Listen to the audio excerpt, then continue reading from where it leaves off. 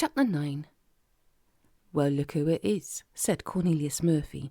"It's Mr. Kobold. Say hello to Mr. Kobold, Tuppe." "No, thanks."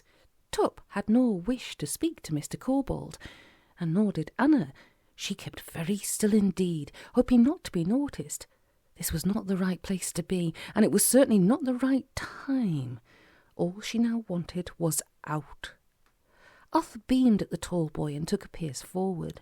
He was dressed, as ever, in his Victorian morning suit, high-starched throttler with silk cravat, diamond stud, gold watch fob gleaming, hair combed up above his round, flat face, bigger side whiskers than ever. He was prim and portly, round and romantic. He was not a nice fellow to know. "I'll take the ocarina," said he. "Very enterprising of you, that. I'll also take the route map and runes A to Z." "I think not," Cornelius replied.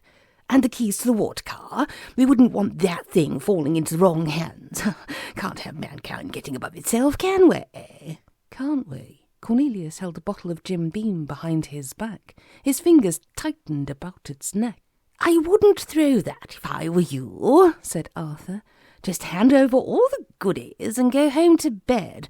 When you wake up in the morning, all this will be a bad dream. Not that you'll remember much of it. We'll see to that." "You see to everything, don't you?" "Everything important. We'll let mankind deal with the trivialities, but we control the higher issues." "Why?" Cornelius asked. "Tell me why." "All right." Arthur stepped up to the bar and placed his bottom on the stool next to Anna. "Bottle," said he. Cornelius passed him the bottle. Arthur poured a measure of its contents without difficulty into the empty glass. "It's an us and them situation," he replied. "Or me and you. You represent mankind, and I, let us say, and other people. The good folk, you might call us. We are known in the Highlands as the Dina Seed. The Welsh call us the Tylwyth Teg. The Irish Tuatha De Danann, or Slay Maith, but it all means the same." "What does it mean?" Cornelius asked. "It means fairy," said Tuppe in a leaden tone. "He's a freaking fairy." "Please, please." Arthur sipped from his glass and raised his drinkless hand. "The F-word. That is a term we prefer not to use nowadays. Too many unsavoury connotations. But it does get the job done nicely.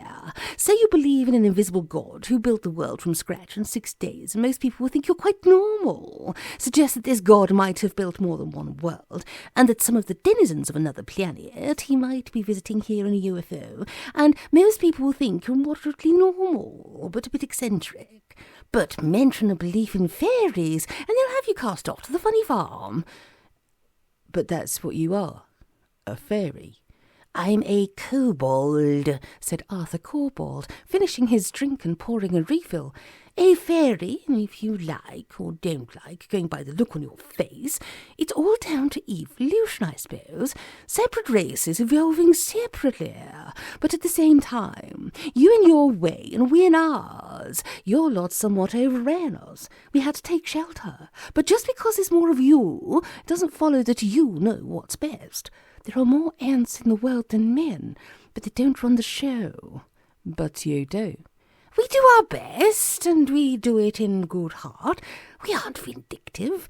We have a sense of humour, noted for it. The situation you now find yourself in is not without a certain measure of high farce, you must agree. If you could adopt a detached attitude, you would no doubt see the joke." "You tricked us, and you owe me money." "I'll pay you what you earned, and a good deal more, but you must promise not to bother us any further. We mean you no harm. We are firm, but we are fair. We just maintain the status quo. Try and prevent your lot from buggering up the planet completely." "Then you're not making much of a job of it," said Tuppe. Arthur ceased to smile. "We're doing a lot better than you know. If it wasn't for us, your lot would have blown each other to oblivion long ago. Not that it would have been much of a loss to the universe. Self-destructive parasitic vermin, so you all are."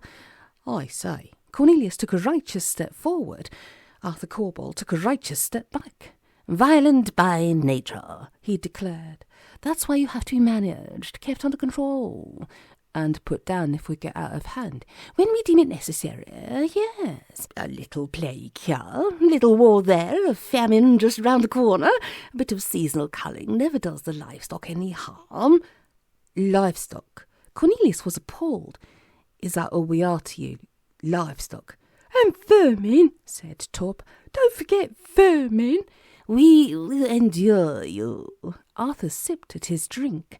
If I had my way, I'd sound a lot of you out, and I could do it too, make a proper job of it, but I don't run the show. I am but a humble minion. Who does run the show? Tuppe asked. The governor, of course. And who's that? Oberon, king of the fairies. Arthur Kobold laughed. It was not the sound of fairy bells. Not him. But you really wouldn't want to know who. I would. Cornelius ground his teeth. No, that would spoil the joke, and such a good joke it is too. Now come along, I've wasted too much breath on you already. Where is Hugo Rune? Cornelius asked. Not him again. Him again. That man is a thorn in our flesh.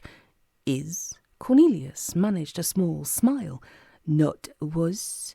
Is, was, it's neither here nor there. Now hurry up. We have spoken enough. The ocarina, if you please. The route map and the A to Z.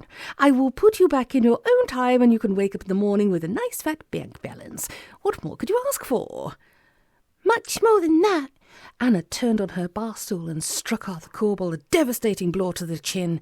It was a master stroke, and the fairy fella fell.